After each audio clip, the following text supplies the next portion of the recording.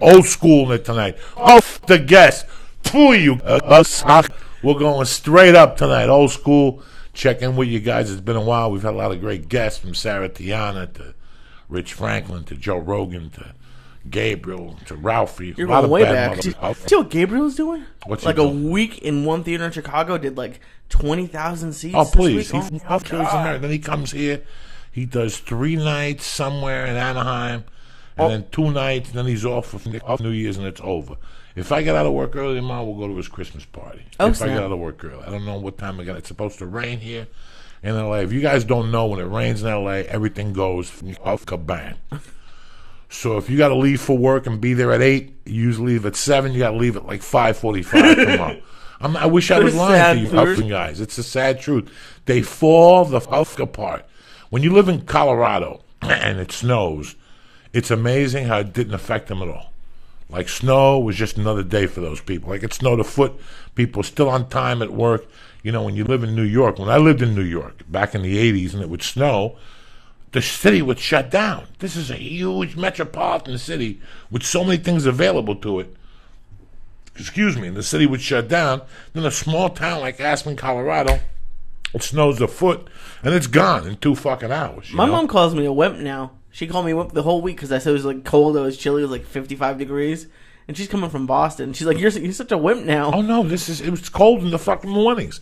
Listen, you're talking to a guy that used to fucking bathe in this 40 degrees. Now, I get out of the shower and I yell at my wife when I'm putting the heat on. Like, take the fuck. She puts it on for a little while and she turns it off. She goes, it gets too hot in here too quick, but if you turn it off, when I come out of the shower, it's freezing. I like opening the door and that bust of heat hits you, and it dries you off to the last couple spots you haven't, fucking dried off. But it gets, you're not used to the weather. You're not used to the cold weather no more. But last week we had rain Friday. We had rain a few days last week. But last week, the big storm was Friday. And that was the day, for some reason, I didn't have to be at work till 7, but I got up like at 4:30. Because in my sleep, I was worried about the rain. And they said they were going to call work for the movie the next day. And they pushed it back, but we still worked and it cleared up. But they were scaring fucking white people. Scaring them. Don't go to work. The 91 is backed up. You know how long it took me to get to Simi Valley? 20 fucking minutes. Yeah. With the rain. I got the Subaru. I kicked that motherfucker. Well, it's always 4-wheel drive. And if it hits a puddle, the other tire picks it up. That's how the Subaru engineering works. It just picks it up. Where a tire, if it hydroplanes or something, I got to the fucking set in 20 minutes. I couldn't believe it. They were scaring fucking Gentiles to death on TV. I don't think we talked about it. Why did you decide not to get like a Cadillac? I've never been big. I don't like how in L.A. everybody judges you by your car. Yeah. It really bothers the fuck out of me. I was telling my mom a lot of people here have like Porsches and BMW and studio apartments. Everybody has a Series 3 BMW here. Yeah. If you see anybody in the industry, junior agent, and then as they get there for a while, they get a 5 Series. Listen, I'm not here to impress anybody. I'm here to impress myself, I like the Subaru. I like feeling safe. I like knowing that if it rains, I could think a Cadillac's a great car and whatever, but I can't pay $300 to $400 a month and not sleep at night if something does break down. I've always had great success with Subarus and Toyotas.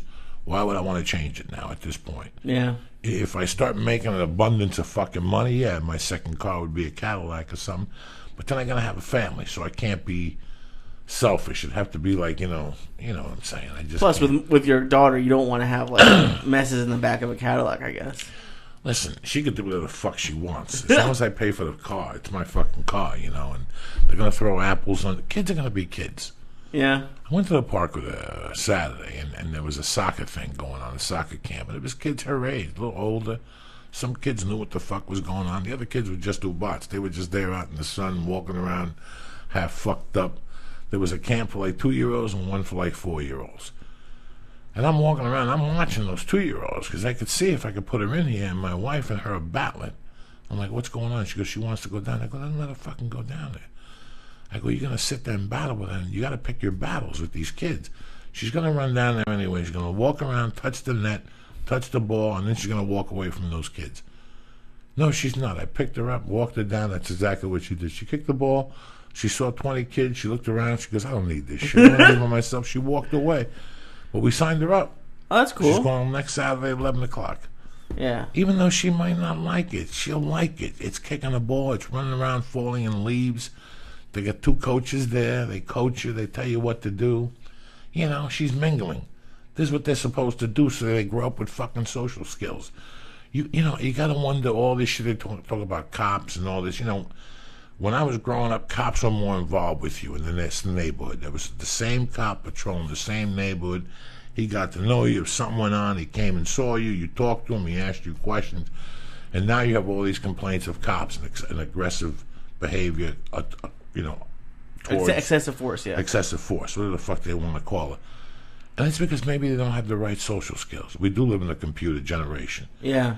We're very computer generated. When I used to dealing with people, we leave the house scared. If you watch the news, everybody is fucking fearful. You know, one good thing about the church, I was thinking about this.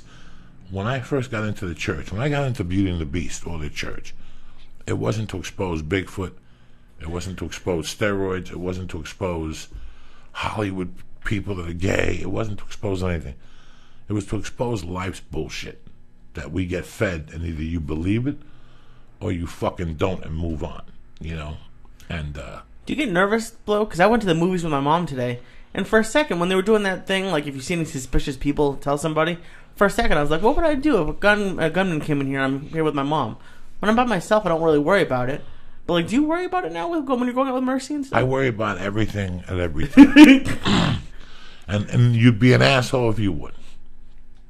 You'd be an asshole if you wouldn't. Every day you go on Twitter and there's an explosion somewhere, 14 people got killed. That guy in Australia. The guy in Australia. Every fucking day, people. You get up every morning, and if you have a half a heartbeat, and you weren't an asshole like I am, that we actually look at that shit to start your morning. We actually look at that shit to start your morning. Because I do. I'm guilty of it. All right, I won't put the fucking news on, and I won't hear it visually, but while I'm streaming on Google or whatever the fuck my first page is, Yahoo, you see what happens. You know, 14 children get killed in Africa. Whatever the fuck, you know. And it stays with you throughout the day. I'm not the type of guy that would blame police officers for anything. I know what life is on both sides of the shield. I've seen cops that are stressed out, and I've seen people that are stressed out that just have a bad day. I know one thing about life, Lee. People have bad days.